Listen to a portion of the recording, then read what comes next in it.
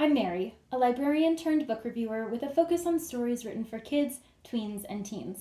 Today, I'm going to be talking to you about a story called Blood and Silver by Valley Benson. This is the story of a 12-year-old girl named Carissa back in 1880, and she and her mother have come to the town of Tombstone, Arizona from San Francisco. Why have they come there? Because there's a big silver rush in this town, and her mother works for a woman named Miss Lucille, who runs a brothel. And her mother is one of Miss Lucille's ladies. So Carissa is lucky enough to get to stay with her mother because she does all of the housework, the cleaning, making sure that the ladies are all set to go for their activities, makeup and hair and all of that. So because of her skills in those areas, she's able to stay with her mother. So they've come to this boom town, this silver boom town, in order to make their fortune. And Carissa is hoping that she is going to find a way to get herself and her mother out of this lifestyle in which they found themselves. So, as we're going through this story, you are seeing a lot of specifics to the Old West, and it's been really meticulously researched.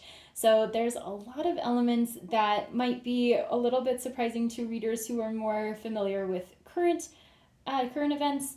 But there's definitely, there's murder, there's prostitution, there's violence, there's a lot of elements to this story because growing up in 1880, you're going to see all of that. So it's a gritty reality with all of these factors. Now, don't be too worried. They're not gone into tremendous detail.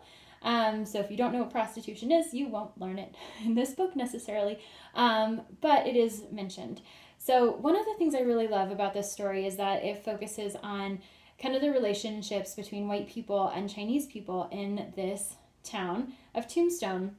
And all of this has basis in fact, and it builds a relationship between Carissa and Mei Li, who is the same age, and they both end up working together in the town. So there's a lot of really strong relationship building in this. There are accents with each of the characters that pertain specifically to where they're from. There is some French language because Lisette, who is Carissa's mother, is from New Orleans, and so she's got some Creole background. So there's a lot of layers and elements to this relatively short story, written with a middle grade character. But again, it is more gritty in reality for readers who are interested in reading about the past and especially the silver rush of the 1880s. So it's very dynamic, lots of fun to read, and has a lot of heartwarming and familial elements as well. If this sounds like a story that sounds interesting to you, make sure that you look for it at your favorite bookstore.